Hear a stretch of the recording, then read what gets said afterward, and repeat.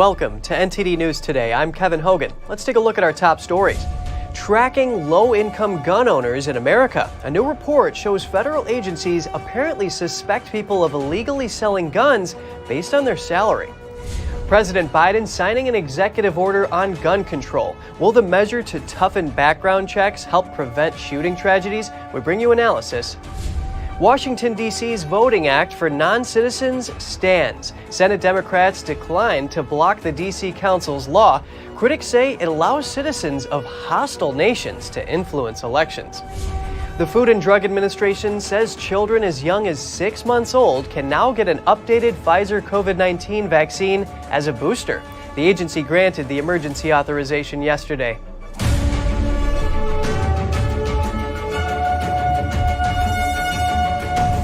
The federal government is allegedly tracking low-income gun owners. Many were apparently suspected of illegally selling weapons. The Epoch Times exclusively learned that the federal government has been using Americans' income and gun purchases to track them. Agents from the Bureau of Alcohol, Tobacco, Firearms, and Explosives, or ATF, gave salary estimates to the FBI. This apparently was to monitor people's firearms purchases. These revelations come from new documents received from a Freedom of Information Act lawsuit. According to the documents, a man in Arizona was put into the National Instant Criminal Background Check System, or NICS, due to his income and the purchases he made. An ATF agent requested surveillance by the FBI for the Arizona man, who reported under $2,900 income. The agent wrote, "In my experience, someone with this amount of income would not be able to afford 20 firearms." An Asian man in Texas was put on the manual background check because the ATF said he has no work history, which could indicate that he's buying guns for other people. Eric Pratt, Senior Vice President of Gun Owners of America, or GOA, commented on the matter. Pratt told the Epoch Times that the monitoring is a serious problem, saying Congress needs to rein in this rogue agency by either exercising oversight over it or abolishing the unconstitutional agency altogether. A Wisconsin man was put under surveillance in 2020 because an ATF agent saw text messages related to buying and selling guns. The agent suspected that the man was dealing without a license. An ATF guide explains that if you only make occasional sales of firearms from your personal collection, you do not need to be licensed. You will need a license if you repetitively buy and sell firearms with the principal motive of making a profit. An ATF spokesman said he couldn't comment on the matter. NTD reached out to the DOJ but didn't immediately hear back. President Biden is taking action to curb shootings in the U.S. His measure includes promoting more secure storage for guns and helping law enforcement make the best use of last year's gun control law that helps states set up red flag laws. We've invited an analyst to weigh in on one of the main components of the move. Joining us now is John Lott, the president of the Crime Prevention Research Center and author of Gun Control Myths. It's great to have you on the show today, John. Oh, thanks for having me on. I appreciate it. President Biden signed an executive order on gun control, which increases the number of background checks before firearms are sold. That was ahead of his trip to Monterey Park, California, where a shooting left 11 people dead in January. In your expertise, is this the best way to deal with gun violence? I mean, look, California has a much higher rate than the rest of the country in terms of mass public shootings. My own belief is that the problems that they have there are due to the gun control laws that they have that make it very difficult for people to go and protect themselves. Things like these background checks on private transfers of guns or red flag laws are laws that California already has.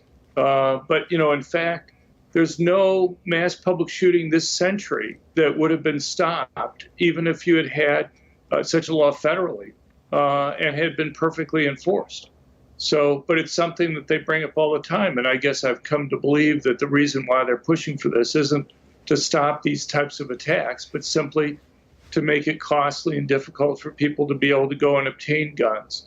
And also to make it so that they can complete their national gun registry that they have and make it as up to date and complete as they can. So, John, what does the data say about these kinds of measures, including background checks and their effectiveness? Well, as I say, it wouldn't have stopped any mass public shooting this century in any state, even if you had had such a law. California's had this type of law for years. It wasn't relevant for any of these mass public shootings that they had that occurred within the state. And I don't think it has anything to do with stopping these types of attacks. I think they're pushing it for other reasons. Now, Brady, a gun safety group, says California's gun laws are working as deaths from guns dropped by over 50% from 1993 to 2017. Furthermore, analysts say stricter gun laws in the national level are needed to protect Californians from shootings. What's your reaction to this? Well, I think it's nonsensical. I mean, they take from 1993 on. What they fail to note is that in the beginning of 1994, when the crime rate started to fall dramatically in California, was when they introduced their 3 strikes and you're out law, went into effect in March 1994. Their assault weapons ban, which is the only gun control law that got passed anywhere near that, got passed in 1990. And from 1990 through 1993, gun crimes and violent crimes increased in California. They only started to fall after California passed its strict 3 strikes and you're out law that was there. And as they've weakened that, their crime rates have started to go up since then. So, and that's only been a few years ago that they undid parts of that. But look, you know, as opposed to a national law, these guns used in these attacks weren't obtained in other states and brought to California. They were obtained within California. And that's virtually what all these mass public shootings, there's only been a couple cases that I can think of over the last 25 years where the guns were obtained from another state. And one of those involved D.C. But, you know, it just doesn't make any sense. I mean, if they can go and show that even a non-trivial share of these mass public shootings involved guns from other states and states that didn't have the types of regulations that they want to have, then, you know, there'd be some argument there, but that's not the case. Well, thank you so much for breaking down this complex issue for us. John Lott, president of the Crime Prevention Research Center. Really great having you on today. Thank you. Senate Democrats refused to block the Washington, D.C. Council from giving non-citizens the right to vote in local elections. Election integrity and voting rights leaders made an unsuccessful last-minute appeal. NTD's Daniel Monahan has the report. The House passed a resolution of disapproval with strong bipartisan support in February, but Senate Majority Leader Chuck Schumer and the Democrat leadership did not allow the matter to come before the Senate for a vote. 2 resolutions of disapproval were introduced and then referred to the Committee on Homeland Security and Governmental Affairs, one by Senator Tom Cotton and another by Senator Ted Cruz. The committee's chairman did not schedule a hearing on either resolution, thereby squashing both. Under the Home Rule Act, a resolution of disapproval from both houses of Congress and agreed to by the President enables the federal government to overrule actions by the D.C. Council. The Senate inaction allowed the Local Resident Voting Rights Act to take effect on March 14th. The law gives all residents over 18 the right to vote in local elections. Their citizenship status plays no role. The Election Transparency Initiative says the law would allow employees of China and Russia living and working in Washington to vote. Representative Nick Langworthy criticized the idea of allowing citizens of countries openly hostile to the U.S. to vote in elections. This move by the D.C. Council dilutes the votes of American citizens. Langworthy says that includes those who, quote, struggled and sacrificed to obtain American citizenship. Voting is a pillar of American democracy and a constitutional right that must be protected and preserved. Proponents of the Voting Act say residents who pay taxes, attend schools, and contribute to the community should have a right to vote in local elections. The Biden administration described congressional opposition to the 2 D.C. Council measures as, quote, clear examples of how the District of Columbia continues to be denied true self-governance and why it deserves statehood. Press Secretary Karine Jean-Pierre. The president still thinks that D.C. should become the 51st state. The population of Washington in 2020 was just over 700,000, according to the U.S. Census Bureau. Daniel Monahan, NTD News. A federal judge in Texas is holding a hearing today on the biggest abortion-related case since the Supreme Court overturned Roe v. Wade last year. The issue was about medication abortion. Pro-life advocates sued the Food and Drug Administration over medication used in that process. The lawsuit is seeking several actions, including an injunction ordering the FDA to drop its approval of the drug. That would essentially block its use nationwide, at least temporarily. The most common method of abortion involves the medication. Both sides will have an opportunity to present their arguments today. The judge's first ruling on the case will be only on the preliminary injunction request. Conservative activist Charlie Kirk spoke about American values yesterday. The event took place at the University of California, Davis. However, a mob of protesters tried to stop people from attending the event. NTD's Daniel Monahan has more. Charlie Kirk is the co-founder of Turning Point USA. According to its website, it's a nonprofit organization whose mission is to identify, educate, train, and organize students to promote freedom. Kirk says that totalitarians and tyrants are the most bothered when they realize they can't break your will. He underlined the importance of showing up at conservative events, running for local office, pressuring school boards, and homeschooling children. He says conservatives have to justify their viewpoints at every single turn. You get tougher when you have to do that. You get tougher when you have to debate and you have to defend your positions. At every turn, the left is weak. They're weak and they are fragile. Weak, fragile people try to prevent other people from speaking.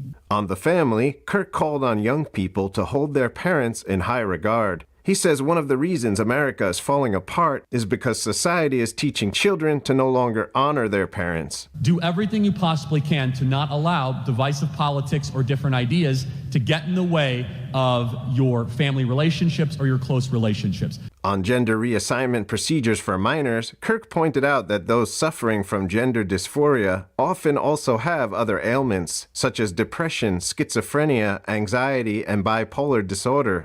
So again, wouldn't it be rational to do what is reversible, which is just cognitive behavioral therapy, not what is irreversible to a 12-year-old that might be going through a temporary puberty-driven crisis? Wouldn't that be a more loving, rational way of going about it?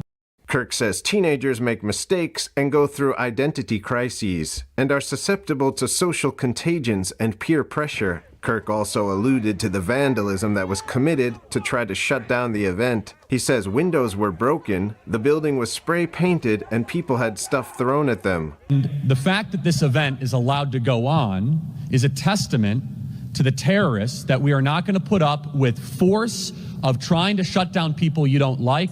Kirk says the successful holding of the event was a statement that, quote, speech wins in America. Daniel Monahan, NTD News. Children as young as 6 months can now be given the updated Pfizer COVID-19 vaccine as a booster. The U.S. Food and Drug Administration granted the emergency authorization yesterday. Pfizer has produced no clinical efficacy data for any age group. FDA officials say the emergency clearance was based on trial data. The data showed 60 children had, quote, an immune response after receiving the updated booster. None of the trial data has been released to the public. The authorization means children aged 6 months to 5 years will be encouraged to get a booster dose, this just 2 months after a 3-dose Pfizer vaccine series. Children are less likely to experience severe COVID-19 symptoms. Many have also already been infected, giving them protection that's similar to or superior to vaccination. New York Attorney General Letitia James is hosting a drag story hour for children this weekend. The event is fueling anger over the use of taxpayer money on something critics feel is inappropriate. James will be joined by other city and state leaders. The event will take place in the West Village, where families with children are invited to watch drag performers read books. The co-sponsor is Drag Story Hour NYC. The organization sends drag performers into public schools and libraries where they interact with children as young as 3. The news received backlash on Twitter. TV personality Judge Alex Ferrer tweeted, "Grown-ups want to dress and drag, more power to them. But what is this fascination with wanting people to bring their kids to your drag show?" While Steve Cortez, a former spokesman for President Trump's campaign, called such explicit targeting of children evil. NTD reached out to the Attorney General for comment, but did not immediately hear back. Arkansas Governor Sarah Huckabee Sanders has signed a new law on gender reassignment procedures. It makes it easier to sue those carrying out such treatments. The law would change the period for filing malpractice lawsuits. Anyone who received a gender reassignment procedure as a minor could file for up to 15 years after they turn 18. Under current Arkansas law, medical malpractice claims must be filed within 2 years of an injury. The law won't take effect until this summer. The bill was signed as a federal judge is considering whether to strike down another Arkansas law from 2021. That law would prohibit doctors from providing gender reassignment procedures, hormone therapy, or puberty blockers to anyone under 18. Tennessee lawmakers are deliberating a bill that would define male and female based on a person's biological sex at birth. But it would cause financial consequences for the state. The proposed law would require government-issued IDs to match the sex on a person's original birth certificate. It would block people from changing those IDs to a different self-identified gender. The bill passed the Tennessee Senate in a vote along party lines. The measure will now go to the GOP-controlled state House, where it's likely to pass. But the federal government, under Title IX discrimination laws, recognizes a person's chosen gender identity. The Biden administration has previously threatened to remove funding from institutions that don't comply with its definition.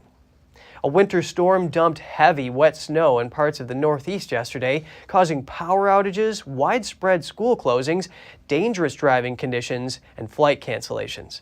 NTD's Cost Temenes has the story. The storm's path included parts of New England, upstate New York, northeastern Pennsylvania, and northern New Jersey.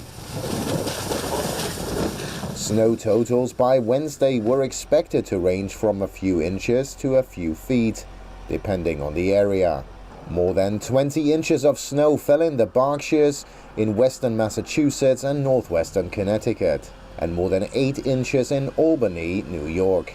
Close to 270,000 homes and businesses were without power in the Northeast, data shows, including in New York, Massachusetts, New Hampshire, Vermont, and Connecticut. In Syracuse, New York, a Delta Airlines plane veered off a paved surface as it was about to take off on Tuesday morning. New York Governor Kathy Hochul declared a state of emergency on Monday night for 37 counties, covering Albany, central New York, and the Mid-Hudson and North Country regions. According to official data, over 2,000 flights have been cancelled, with Boston and New York City area airports experiencing the highest number of cancelled flights. But some are in high spirits despite the weather. Oh, finally, the big snowstorm of the year. I finally get to use my new snowblower that I bought from Schofields. Best snowblower I got ever. Heavy snowfall is expected to end Wednesday, with some areas seeing snowfall of 2 inches per hour, accompanied by high winds, making travel impossible in some areas. The weather was so bad today, but, they affect everybody, The problem is I can go to work because I can drive now to go to work. That's what the problem. But it's okay. Authorities warned that residents in coastal areas of the region could experience flooding due to heavy rains. The National Weather Service in New York said wind gusts could reach 50 miles per hour across Long Island and lower Connecticut. Cost Temenes, NTD News. Just ahead, Maricopa County attorneys respond to Kari Lake's case to the state Supreme Court. They say it's just a rehashing of old arguments. We have that and more after this break.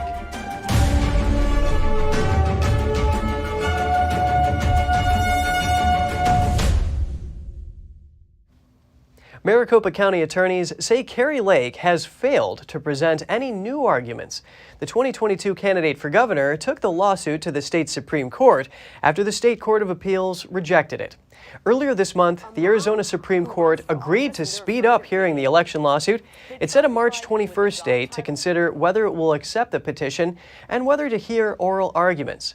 Regardless of if the Supreme Court takes up Lake's challenge, her future appears to be bright in the Republican Party. Some speculate Lake could pursue a U.S. Senate seat in 2024, and a recent poll had Lake as the #1 Republican choice for vice president.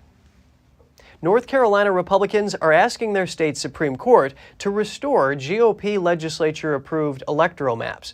The court previously threw out maps that could lead to Republican gains, but now has some new members after the election. The closely watched redistricting case is likely to have significant national repercussions. The case is a test of the controversial independent state legislature doctrine.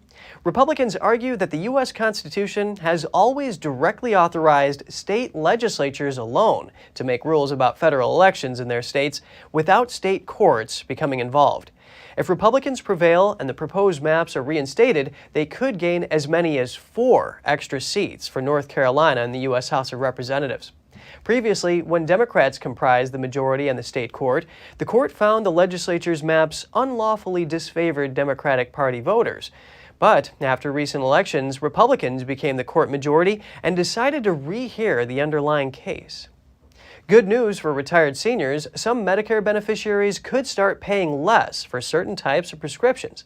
The Department of Health and Human Services says starting next month, the out-of-pocket cost is dropping for 27 drugs. Seniors could save between $200 and $390 per average dose for these medications. This initiative is part of the Inflation Reduction Act. It requires drug companies to pay a rebate to Medicare if they raise their prices faster than inflation. Meat giant Tyson Foods will be closing 2 chicken plants in May to boost profits. The decision will impact roughly 1,700 workers. One of the chicken processing plants is in Glen Allen, Virginia, with just under 700 employees. The other is in Van Buren, Arkansas, with almost 1,000 employees. Both will close on May 12th. Tyson's chicken business has not been able to meet expectations in recent months. The company said it was a difficult decision to make, but they had to do it in order to optimize operations and utilize the full available capacity at each plant. The company is offering workers at the 2 plants the opportunity to relocate to other plants. Other food suppliers, including Beyond Meat and Pepsi, have also laid off workers recently. You may want to be a little more cautious in the kitchen and make sure your groceries are clean. The 2023 Shopper's Guide to Pesticides in Produce is out. Strawberries and spinach own the top 2 slots on the so-called Dirty Dozen. Kale came in 3rd place, followed by peaches and pears. The report also says nearly 90% of blueberries and green bean samples had concerning findings, including more kinds of pesticides than in previous years.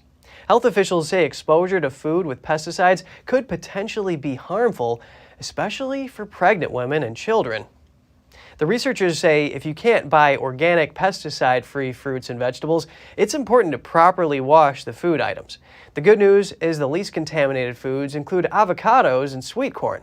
The findings of this report come from nearly 47,000 samples tested by the Department of Agriculture. The FAA is investigating another close call between commercial airliners. According to the agency, a runway incursion happened at Reagan National Airport in Arlington, Virginia on March 7th. The FAA says a United Airlines jet was on a runway preparing to take off when a Republic Airways plane crossed the runway without clearance. Luckily, an air traffic controller saw the situation and quickly moved to prevent a crash. The controller canceled the United flight's takeoff. The FAA says this happened because the pilot of the Republic flight turned on the wrong taxiway. This is the 7th runway incursion reported at an airport since the start of this year. The Pentagon speculates that aliens could visit our solar system and release small probes like NASA does when studying other planets. The hypothesis comes from a draft report. The report was co-written by the director of the Pentagon's All-Domain Anomaly Resolution Office and the chairman of Harvard University's Astronomy Department. It describes a mothership releasing probes described as dandelion seeds. It says the probes would use the tidal gravitational force of the sun or a maneuvering capability. The paper says scientists wouldn't be able to detect the probes since they wouldn't reflect enough sunlight for telescopes to see them. The paper refers to the space phenomena Oumuamua described in 2017 as exhibiting similar phenomena. The All-Domain Anomaly Resolution Office was established in 2022 to study unexplainable objects in water, on Earth, and in space. Amazon is setting its sights on low Earth orbit, and the tech giant is rolling out a low-cost internet solution using satellites. The company says Project Kuiper will be fast and affordable. It's designed to serve underserved communities around the world. No word yet on how much it will cost, but the company says affordability is a key principle of the project, and that pricing will likely vary from country to country. The service is promised to deliver speeds up to 400 megabits per second. Amazon says it can produce the terminals customers need to access the service for less than $400 each. The first production satellites are expected to launch in the first half of 2024 and start delivering internet service later in the year. The project is being compared to Elon Musk's Starlink service. And coming up, the Department of Energy's top official called into question. That's after praising Beijing for climate efforts while China remains a top polluter. As a deterrent to North Korea, the U.S. and South Korea are conducting military drills. We'll have the highlights of the exercises soon when we return.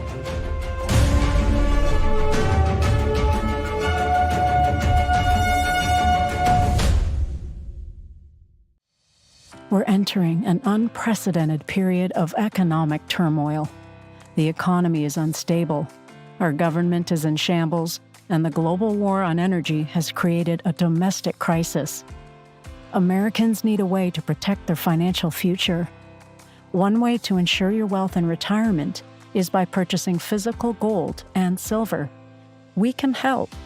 You can roll any part of your retirement account into a gold or silver IRA. Better yet, you can open a gold or silver IRA in 5 minutes or less using our online application. Preserving your family's financial legacy is a choice that's always available to you. And when you're ready, we're here to help. Call us and speak to one of our IRA professionals. Let's build your financial legacy together. GSI Exchange, wealth for generations to come.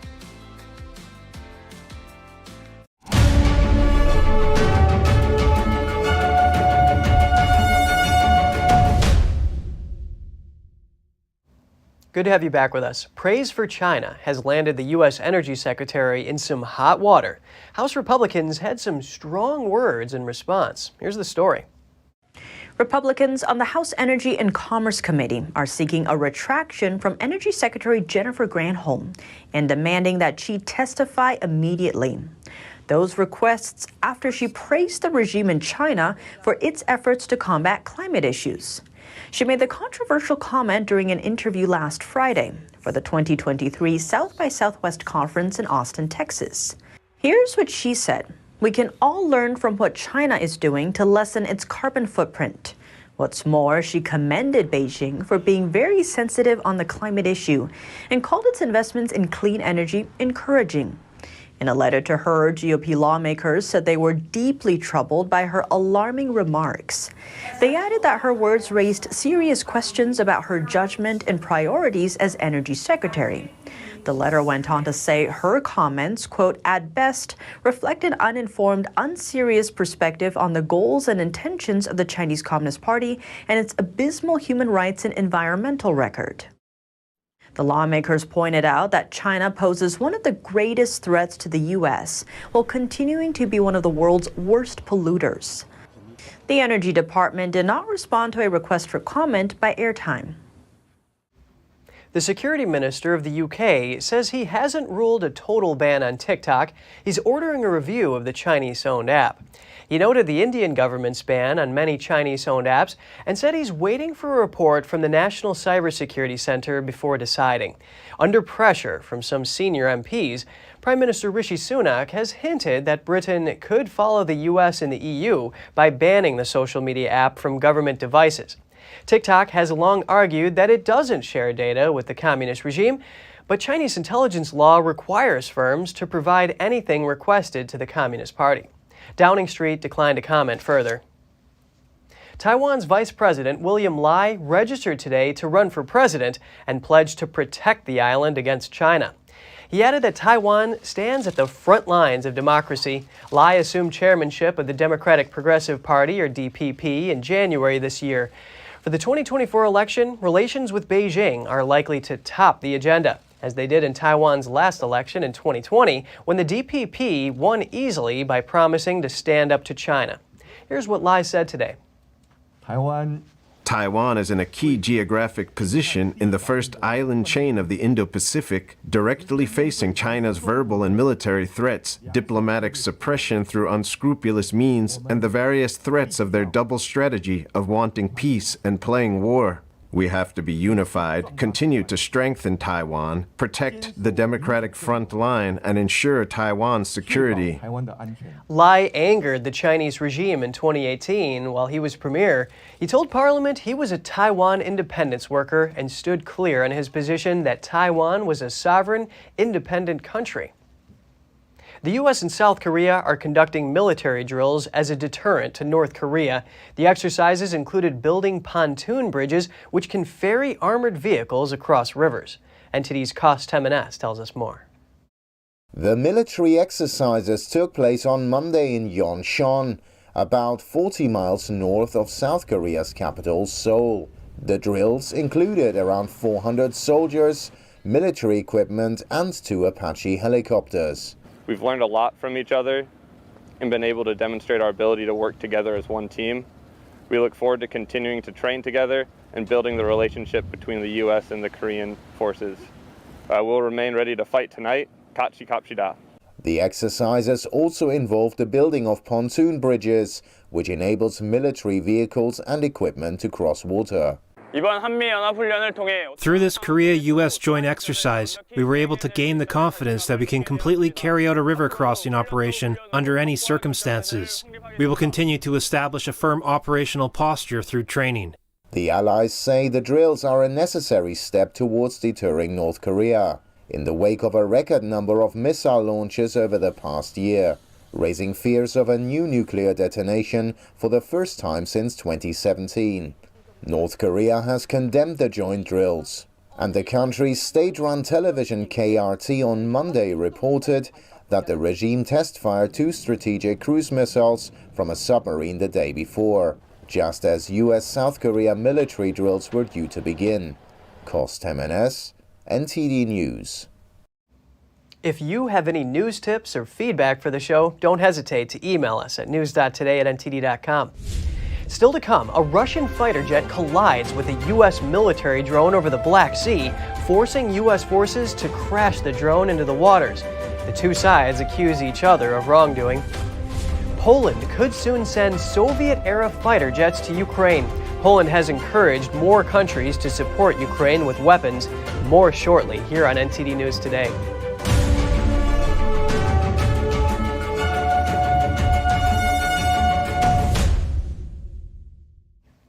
The U.S. military says a Russian fighter jet collided with a U.S. military drone over the Black Sea yesterday. Now the two countries are each offering their own account of the incident.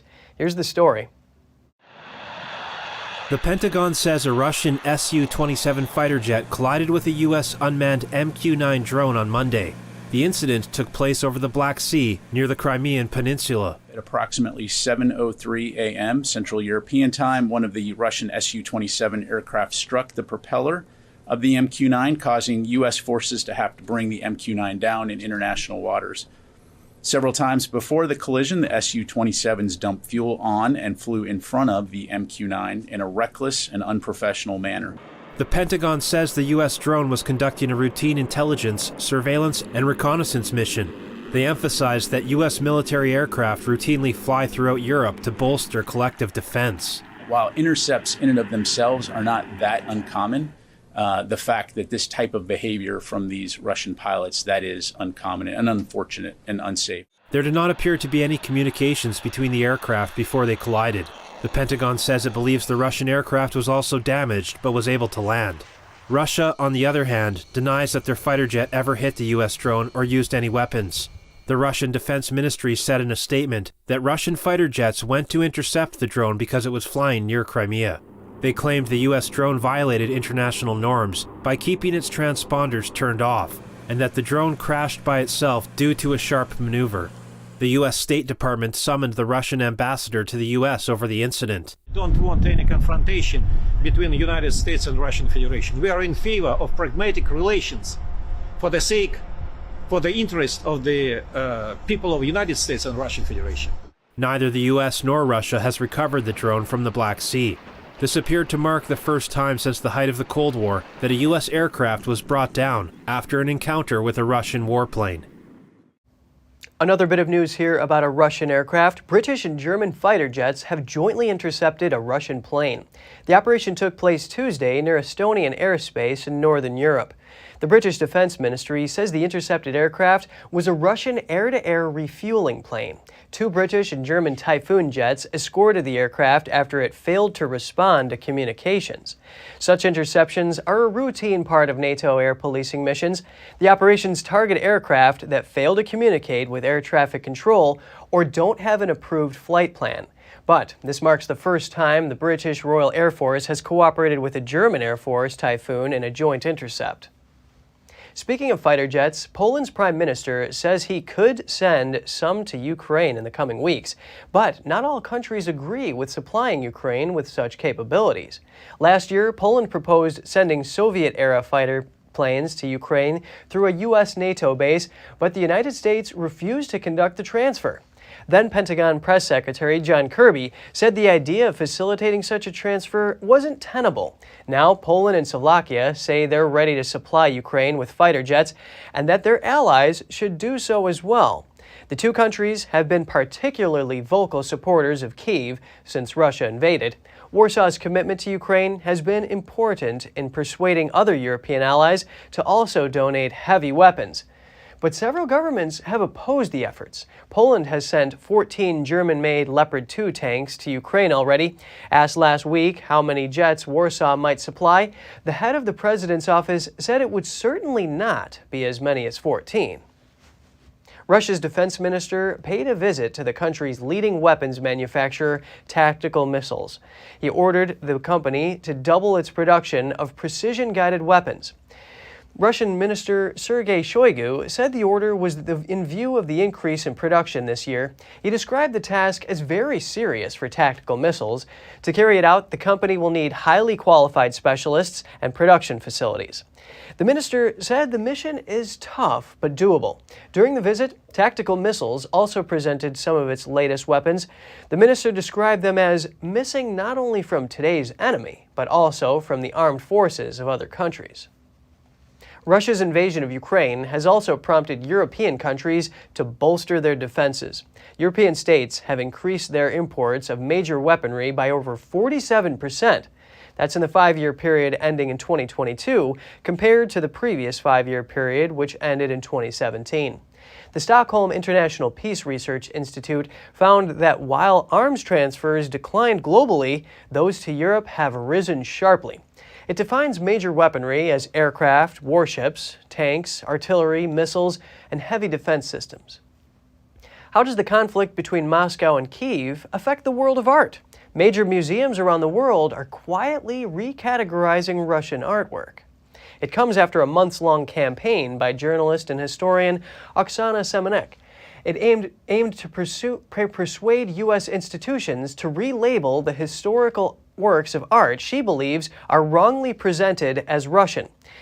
At the Metropolitan Museum of Art in New York, 2 artists, once labeled Russian, are now categorized as Ukrainian, and painting by the French Impressionist Edgar Degas has been renamed from Russian dancer to dancer in Ukrainian dress.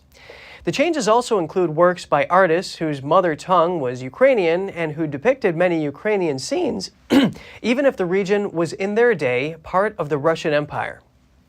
In the UK, energy companies have reportedly force-fitted prepayment meters in the homes of vulnerable people when they couldn't keep up with bills. Ofgem's chief says the ban on forced installation of the prepayment meters will continue beyond March. More on this from NTD's Malcolm Hudson. Ofgem banned energy companies from fitting prepayment meters after an investigation found they were being force-fitted into customers' homes. The energy regulator is reviewing the actions of the energy companies who used warrants to get into people's houses. Speaking to a cross-party committee, former magistrate Robin Cantrell-Fennick said the warrants were being used too readily. It's a bulk process. Rather than having individual warrants in front of us, there'd be a spreadsheet. That spreadsheet would contain many more applications in a list.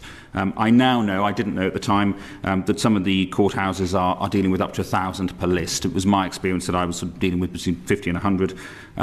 The occupants don't know when, where, what time the application is being dealt with. And there is much, much less information on the spreadsheets. He said because magistrates didn't have much information given to them, there were no grounds on which they could question the warrants. The committee was told that between July 2021 and December 2022, magistrates granted over 530,000 warrants and refused just 75. An investigation by The Times revealed how British Gas forced vulnerable customers, including disabled and mentally ill people, onto prepayment meters or to have their gas switched off. This was done after customers couldn't keep up with their energy bills. Chris O'Shea, the CEO of British gas parent company Centrica, said allegations of improper behaviour came to him through media reports. He said they immediately suspended work with the subcontractor who was responsible. Since the Times report, we've had around 300 customers that have written to us to say that they feel they've been moved incorrectly. We're looking into every one of those cases. If that's the case, then we'll reverse it, we'll make it right. The pause on fitting prepayment meters is due to expire at the end of March. But Ofgem's chief, Jonathan Brearley, said energy companies will not be restarting forced installations. They will need to act in accordance with the new code of practice. Brearley said Ofgem's priority is to make sure the energy industry gets its act in order. Malcolm Hudson, NTD News, London. Germany's economy minister from the Green Party wants to ban oil and gas boilers next year to meet the government's climate targets. A draft bill says that new heating systems may only be installed if they generate heat with at least 65% renewable energy. This would effectively exclude heat generated from oil and gas. Additionally, existing oil and gas boilers must be replaced after 30 years at the latest. German media reported that homeowners who do not comply could face a fine of up to $55,000, though some experts say local authorities may issue warnings initially. Chimney sweepers are obliged to report any non-compliance to the authorities. The economy minister has promised exemptions or partial solutions for those who cannot afford the change. But the other two coalition partners have demanded changes to the law, saying it needs to be fundamentally revised. And coming up, could leniency about illegal building construction have cost Turkish residents their lives? Get the full story just after this break.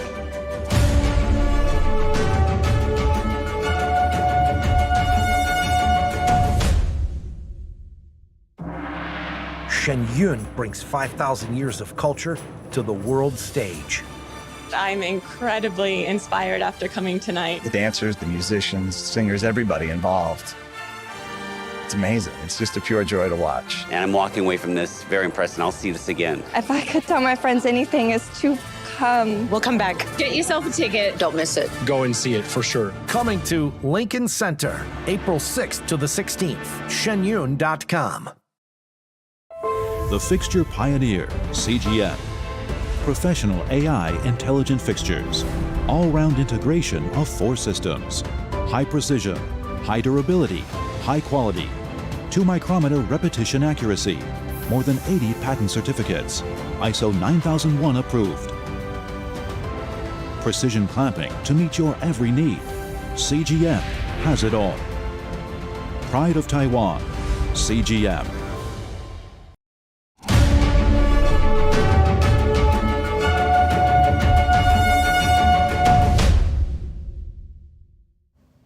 An unusual submarine has been found empty. The custom-built sub is suspected of being used to smuggle cocaine into Europe. It was stranded on a riverbed in northwestern Spain. The submarine is the second of its kind seized in the region. A vessel carrying over 3 tons of Colombian cocaine was abandoned in another nearby river in 2019. A Spanish government spokesperson said that the whereabouts of the sub's crew members are unknown.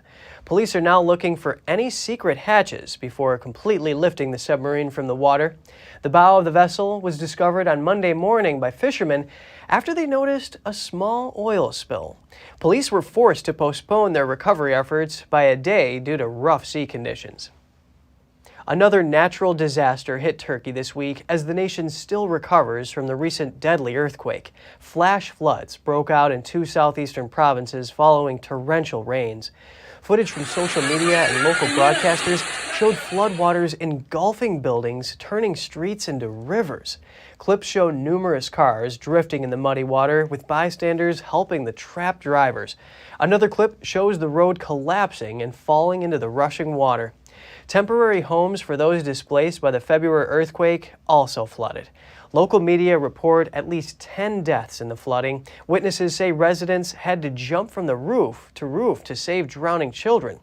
The country's disaster management agency says it's searching for those missing or trapped in buildings.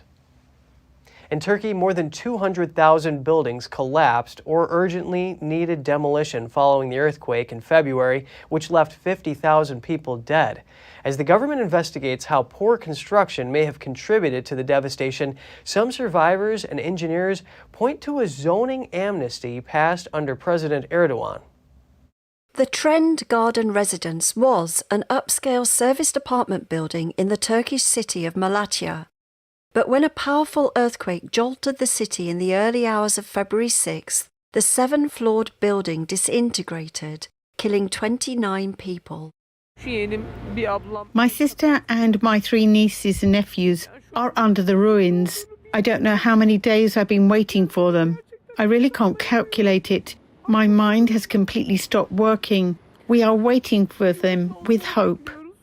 Now, the wrecked Trend Garden is the subject of a criminal investigation to determine responsibility for its collapse.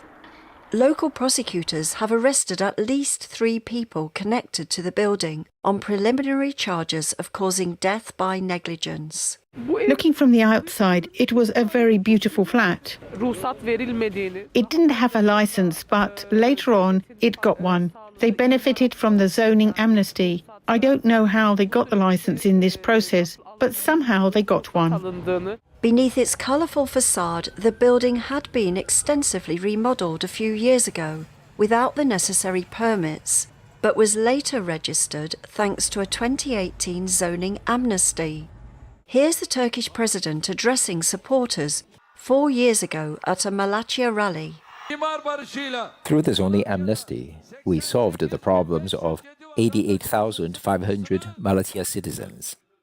Under the amnesty, owners could legalise unregistered buildings by filling an electronic application and paying a tax.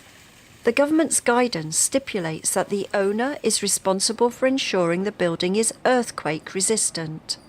We raised this issue as the Chamber of Civil Engineers, along with other civil society organizations at the time. But unfortunately, this law was beneficial for people. The citizens could legalize the houses they constructed in the villages, so they accepted it. People didn't think that later on this would cost them their lives. Malatya's mayor declined to comment on the Trend Garden's collapse, but said authorities needed to learn lessons from the earthquake. Actually, developers should also take responsibility for this issue. They should have a sense of responsibility.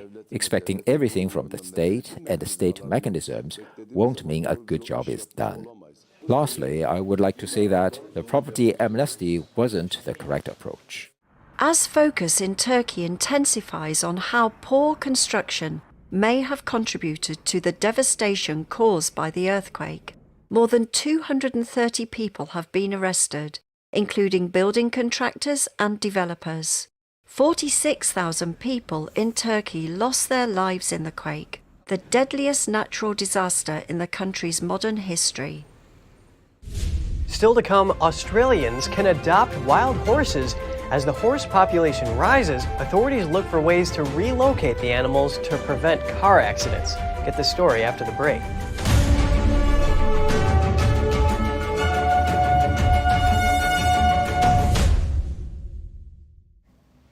Australians are adopting wild horses to stop road accidents. A number of the horses are hit by cars, so authorities are looking at ways to relocate them. NTD's Andrew Thomas has more on the initiative. These wild Australian horses are also known as brumbies. They're kept in an enclosure deep in the woods, away from a busy road nearby. For local drivers in Queensland, there's a high risk of hitting the animals. It's inevitable that, someone will be killed if horses are on those roads. There are about 3,000 local brumbies. As the population increases, so do road accidents.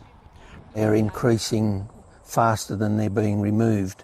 So just about everywhere they'll build up until they start running out of food and space. For the past 10 years, Burman and forest rangers have been monitoring the wild horse population. To curb their numbers, 300 need to be relocated every year. The issue is finding enough suitable new homes. Anyone can take a horse. We just need them to have, a secure yard for when the brumby first gets there if it's unhandled. Ridge specializes in preparing brumbies for domestic life. She hosts clinics for those who want to learn how to care for and ride wild horses. We run camps where people come and then they get their own brumby and they're taught the stages of getting that brumby from completely wild and unhandled to, having a first ride. Taming brumbies can take months, but it's worth the effort. And the impact the animal can make on a person's life is hard to quantify. When you find a good home for a horse and you see the face of the person who's taking it, you can actually change someone's life. A number of wild horses are hit by cars, which injure both the horse and the driver. The adoption program hopes to make the roads just a little bit safer for all. Andrew Thomas, NTD News. Sometimes small dogs believe they're really big dogs. Such was the case with this little pup in California. That white puffball is Tofu. Tofu was running loose in a parking lot Saturday at Junipero Beach when the dog ran into the waves. Long Beach lifeguards say Tofu swam about 150 yards offshore, prompting lifeguards to go in for the rescue. Tofu was loaded up onto a paddleboard and brought to safety. While cold and shaken up after such a long swim, this little pup is doing just fine and is back with its owner. The next Men's World Cup is set to be played in 3 different countries, including the United States, and there will be a big format change. This was all announced by FIFA yesterday. The new plan includes 12 groups of 4 teams instead of 16 groups of 3. FIFA says it's an effort to lessen, quote, the risk of collusion and ensures that all the teams play a minimum of 3 matches while giving the teams rest time. The top 2 teams from each group and the 8 best third-place teams advance to the round of 32. The move means more matches overall, from 80 to 104. The 2026 Men's World Cup is the first to have 48 teams playing in 3 countries, Canada, Mexico, and the United States, with 16 different cities playing host, including Atlanta, Boston, Los Angeles, Philadelphia, Kansas City, Guadalajara, Toronto, and Vancouver. The final is scheduled to take place July 19, 2026. A new entry in the Guinness Book of World Records, a free diver plunged beneath the surface of a frozen lake, reaching a depth never recorded before. David Wenzel dived to a depth of over 160 feet in a Swiss lake without a wetsuit. The 40-year-old Czech diver retrieved a sticker to prove his feat. He then re-emerged from a hole in the ice. His promoter said he enjoyed the process, but said he was more nervous than usual and had some breathing problems. It's really difficult to work with the pressure in your eyes, in your ears, in a cold water. And he didn't know what to expect from this dive. And if you combine all these 3 things, cold water, lack of oxygen, and the problem with working with pressure, it's something very unique. The dive took less than 2 minutes and temperatures below 39 degrees. This was a little slower than expected. Wenzel threw up some blood, sat for a minute, and then opened a bottle of champagne. A later trip to the hospital confirmed that he was okay. Pregnancy is an exciting, unique time in a woman's life. Let's get some tips for a healthy, holistic pregnancy. Here's Gina Marie with Strong Mind and Body.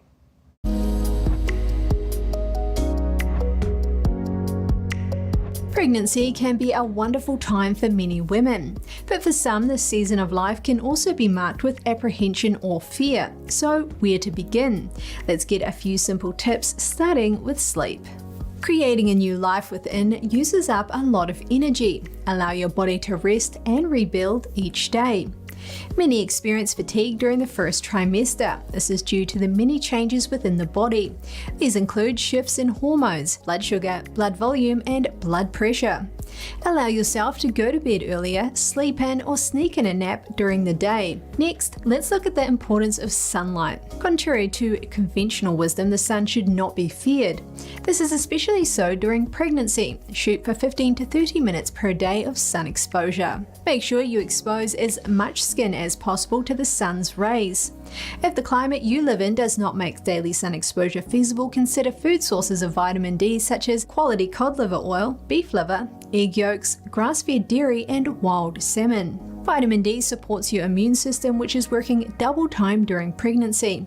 It is also vital to the bone growth and development of your baby. Next, let's look at the importance of hydration. Staying hydrated is important throughout your pregnancy. This is because your body's blood volume increases significantly. Proper hydration keeps you and your baby thriving and lessens pregnancy issues such as urinary tract infections and constipation. Next, let's look at nutrition. I'm sure you've heard the adage, eating for two, in reference to your diet during pregnancy. The general rule of thumb is to consume roughly 300 extra calories per day. It's important to avoid refined foods and focus on nutrient-dense whole foods. What you consume is providing the raw materials needed to help your baby grow. And finally, let's look at movement. Get your body moving as often as you can. It will make you feel good, prepare your body for labor, and support your body to heal postpartum. Taking a 30-minute walk daily will make a huge difference in keeping you physically fit and your body in balance as it changes. That's all for today's program. We're really glad to have you with us. Please send us an email if you'd like to tell us something. We're going to put it on screen. For podcasters, that's news.today@ntd.com. I'm Kevin Hogan, NTD News, New York City.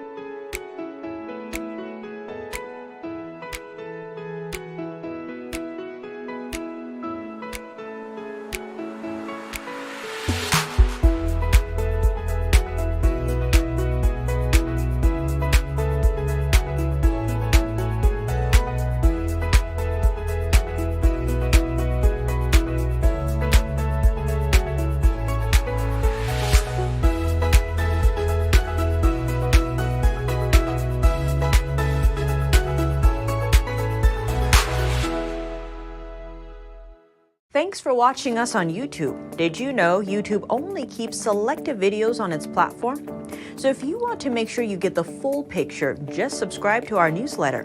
Go to newsletter.ntd.com and sign up. It's free.